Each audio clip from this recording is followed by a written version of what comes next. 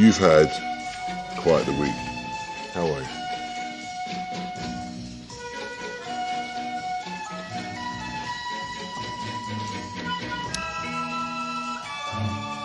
I think I understand how Caroline Flack felt.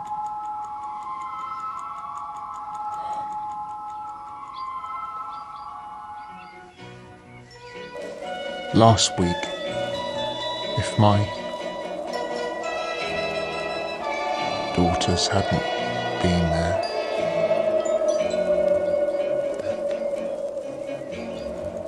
I wouldn't be here.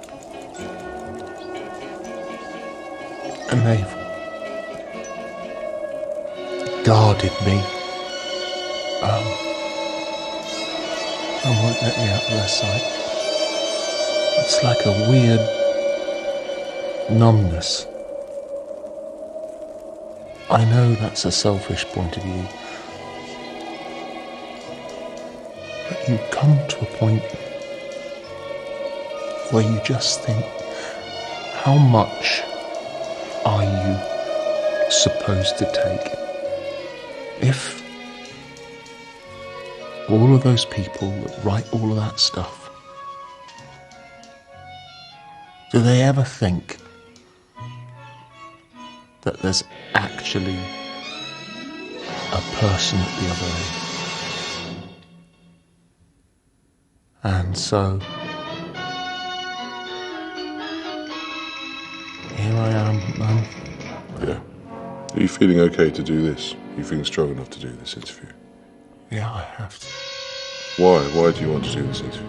Because there is an innocent person here who didn't do anything wrong.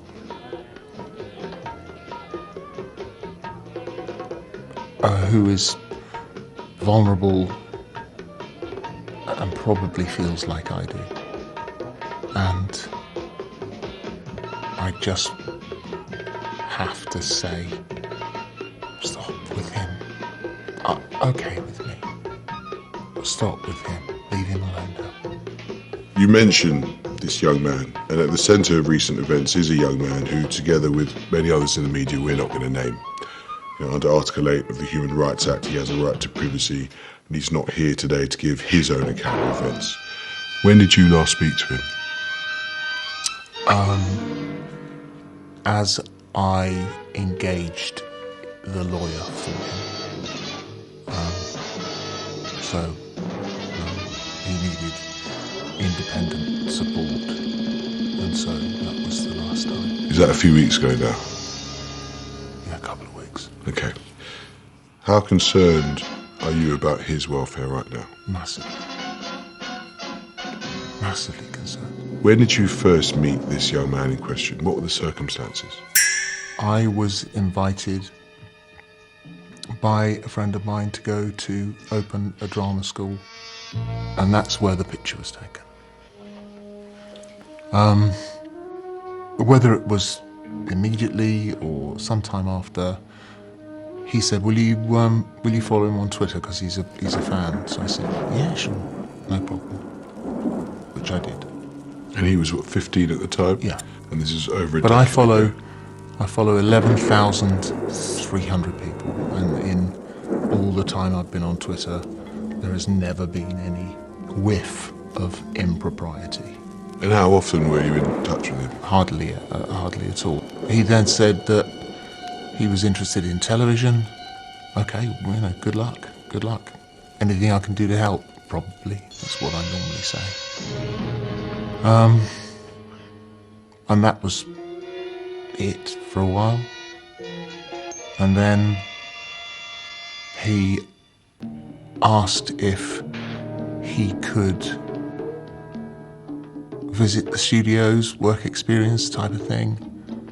I said, well, you'd come down and have a look for sure, which he did. How old was he when he first said to you, I'm interested in television? Was he 18 by that point? 19 then, I would think. He was 19 by then. When you look back now, if you were to look back at those messages now, is there any sense in which you were flirting with him? No. I mean, I've been 41 years in television. Nothing like this before. No accusations. I mean, this is all accusations. And then when you met him in person, was there a little moment of sexual attraction then even? Absolutely not. Okay, so to be absolutely clear, how old was this young man when you first had any kind of sexual contact with him? 20. 20. This is obviously the nub of it, and for the record, and to put speculation to rest, let me ask you directly, did you have any kind of sexual relationship or sex with him when he was underage? No, God, no. I think that is, and in my statement, it says, consensual relationship, fully legal. I mean, that was approved by both sides. That's no. He'd been working at the show for a few months, and we become mates. We were mates. We around the studios, you hang out together, chat to each other, that sort of stuff. And then in my dressing room one day, something happened.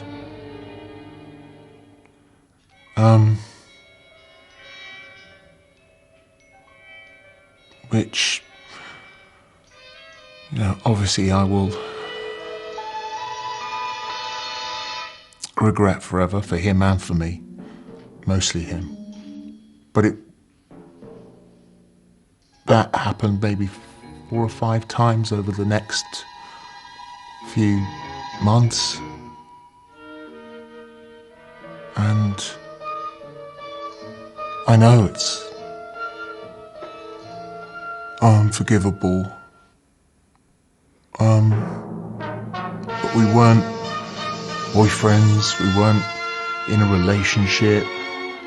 I was really in a mess with my own sexuality at the time, and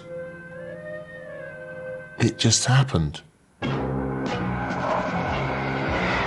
How old was he at this stage? 21. Who knew on the team? Nobody.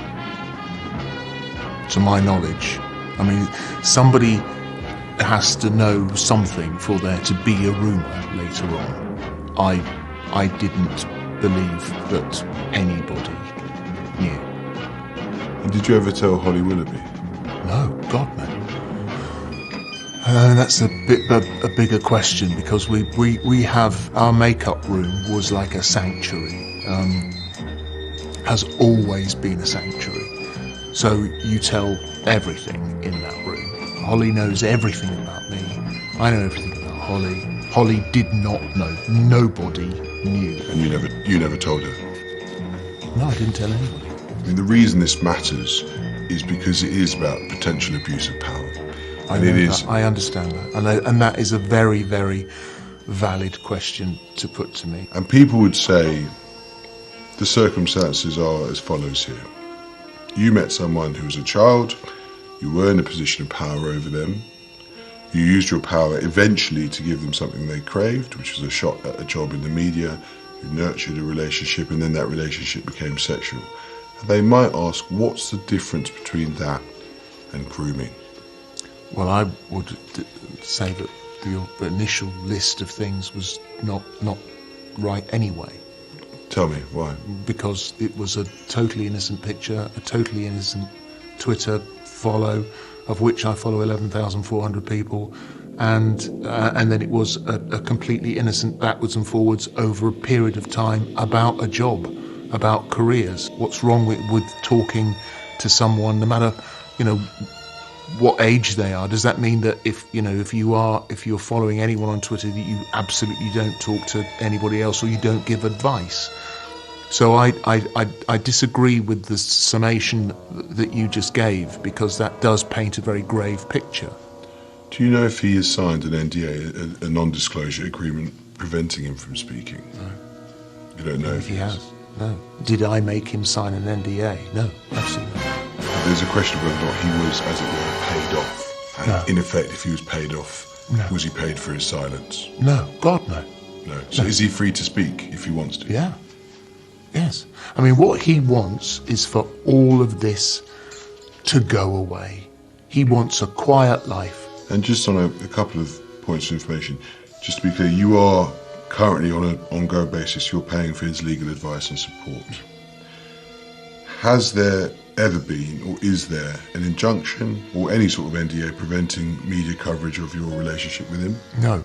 Why is all this coming out now, Philip? What was the catalyst? What changed? It got too big. The lie got too big for both of us. It just got enormous. It was growing and growing and growing, and it crossed over from online to mainstream news. ITV's position is that they've only put out one statement about all this. They say they investigated allegations of an improper relationship, and they were told by both you and the young man that there was no relationship. In retrospect, was that investigation a sham? Because it clearly didn't get to the truth, did it? I think if you have two people who are lying, then what can you do? But what did that investigation amount to? I mean, was it just a phone call to you and a phone call to the young man? Was it sort of a proper sort of independent? I think he was asked quite a bit. I was asked a couple of times. So you know, it's and it wasn't formal. Is this the tip of the iceberg? Are there more allegations and revelations to come, or as far as you're concerned, It's my biggest, sorriest secret. When did you last speak to Holly Willoughby? I WhatsApped her on the day that I put the statement up, and I said to her, I know you can't reply, you're probably not allowed to, but please know that I am so desperately, desperately sorry. Did she reply?